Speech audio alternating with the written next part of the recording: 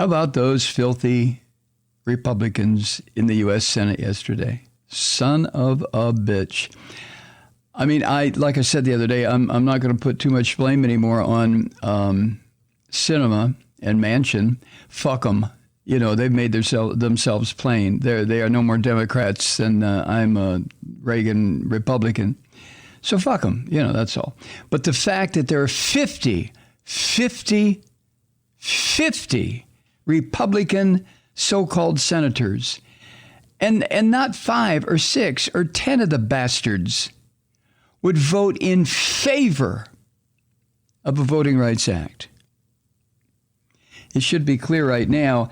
Let's not talk about Lisa Murkowski or Susan Collins or Mitt Romney or any John Portman, any other of these so-called sensible Republicans. They don't exist anymore.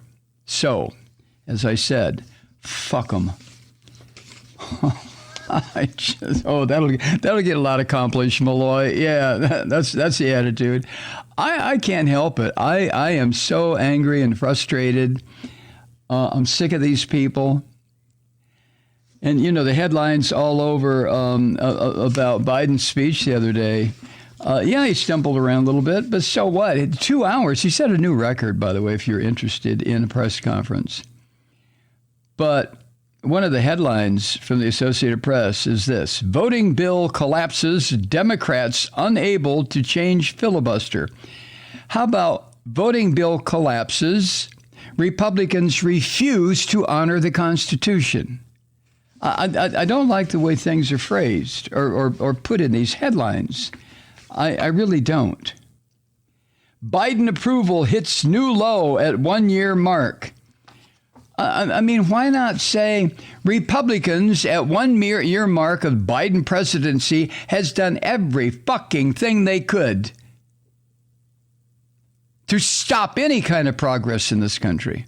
I mean, this is the Obama administration in terms of Mitch McConnell and his swine all over again. Too angry to be doing a podcast today, I think. I need something to kill. No, not really. I'm not a killer. No. It's just I sometimes feel that way, don't you? I know you do. If there was some way to kill something and then bring it back to life, 10 minutes later. Take a breath.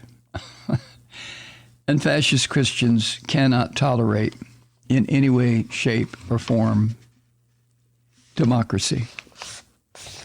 They cannot.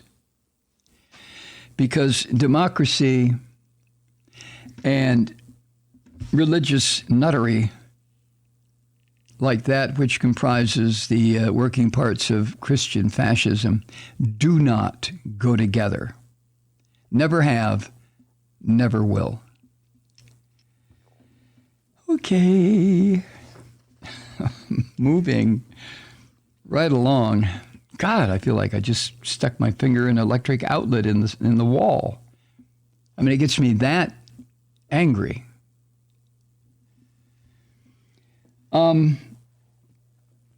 So this idea that legislation that would protect voting, that normal people like Democrats and civil rights leaders say that legislation is vital to protecting democracy, collapsed last night.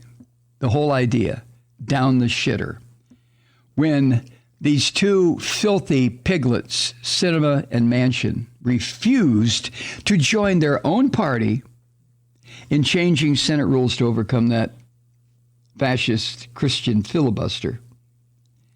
And this, it's described as the Associated Press as happening, quote, after a raw emotional debate. The only genuine raw emotions that should be respected were those displayed by people advocating in favor of this bill. The racist bullshit that came from the Republicans and these two Democrats, if they spoke, was not raw emotion. It was raw racism and bigotry. So it's being touted as a stinging defeat for President Joe Biden. Why is it put that way? Why isn't it put this way? It's a stinging defeat for representative government in this country. And the stinging defeat was engineered by Republicans. Why isn't it put that way instead of saying it was a stinging defeat for Joe Biden? Jesus. Associated Press had that. Listen to this. Despite a day of piercing debate and speeches that often carried echoes of an earlier era, when the Senate filibuster was deployed by opponents of civil rights legislation, Democrats could not persuade Kyrsten Sinema and Joe Manchin to change the Senate procedures on this one bill and allow a simple majority to advance it. Now, that's what's involved here. These two fuckers, these two bastard so-called Democrats, Manchin and Sinema. Well, as has been said, history will note what you pricks did. Both of you. And I don't know which one pisses me off more, her or him. In a statement after that vote, all Biden could say was, quote, "I'm profoundly disappointed," end quote. Well, but then Biden, and I don't know whether I see this as his tenaciousness or some sort of break with reality, but he said he is, quote, "not deterred" because of that vote, and vowed to, quote, "explore every measure and use every tool at our disposal to stand up for democracy," end quote. Well, Mr. President, with all due respect, I mean, there's nothing Biden can do. I mean, Biden is not the arbiter. Biden is not the decider. Remember when George Bush said, "I'm the decider"? No, you're not, asshole. You weren't then, you're not now. Neither is Biden. No president is a decider where it concerns legislation. They can be an influencer, they can be an advocate, but they're goddamn sure not a decider. So Biden ought to stop with this idea that he's still in the fucking Senate. Half the time I think that he still believes that he can get some kind of, what does he call it, bipartisanship or cooperation from these filthy fuckers that are there now. Joe, wake up and smell the fascism. Son of a bitch, come on. And this is why Biden is in the shape that he's in right now. Because he continues to believe he's going to get cooperation after being vice president for 8 years, and watching what McConnell and the fascist Christians did to a perfectly workable, sort of progressive, with a lot of bad spots in it, 8-year administration of Barack Obama. And how the Republicans, the Christian fascists, and Mitch McConnell destroyed or attempted to destroy every goddamn thing that the Obama administration came up with. Well, given all that, how in the name of hell can Joe Biden think that there is even the whisper, the hint, the smell of cooperation from these filthy fascist Christians? Joe, it's not going to happen. Ever. They're interested in destroying this country, not progressing it, not helping it move forward. And I don't know, maybe it was 35 years in the Senate that completely warped Joe Biden's brain into believing that if you tried hard enough and talked to the right people enough times and made enough trips up to Capitol Hill, well, he was on Capitol Hill, but I mean, you don't do that when you're a president. Maybe you send your staff people up there, but you don't go up there to these fuckers and begging them to back you on something as critical to democracy as voting rights. Not when you're president. When you're vice president, maybe. When you're a special aide or when you're a staffer, okay. But when you're president, And I think this is part of what's driving Joe Biden's numbers into the shitter is he's seen, I'm not a pollster and I don't speak for anybody 98, 99% of the time. I don't speak for anybody but myself.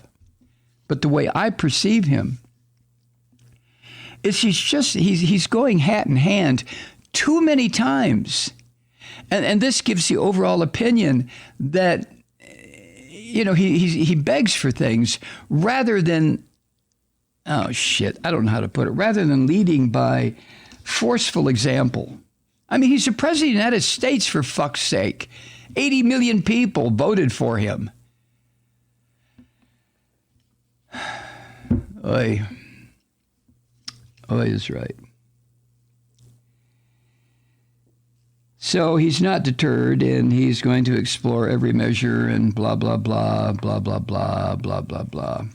Now, voting rights advocates, people who know what the fascist Christians are doing, they're warning that the states led by these fascist Christians nationwide are just furiously passing laws, making it more difficult primarily for Black Americans and for other voters, other groups of color, by consolidating the polling locations and requiring certain types of identification and ordering other changes.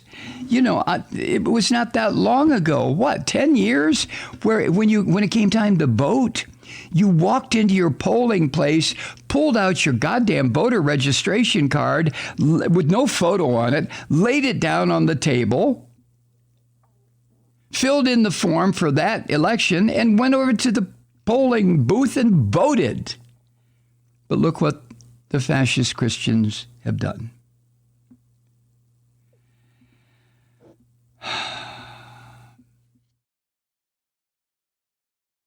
Hi, Truth Seekers. Mike Malloy here. As you know, we've switched formats and are now broadcast exclusively on the Progressive Voices Network. So that means you get fewer program interruptions, no corporate commercials, and lots of profanity. But our format change also means some of our radio listeners no longer hear the program. It's been a while since I mentioned our podcasts, so you may have forgotten that there is a way to listen to this program anytime you need a good dose of screaming. Visit MikeMalloy.com and subscribe to our podcast. As a podcast subscriber, you can download the program to your mobile device and take me with you wherever you go. And if you have a friend who needs a dose of truth-seeking, you can give a gift subscription as well. That's MikeMalloy.com, and never miss a minute of the uncensored fun and frivolity.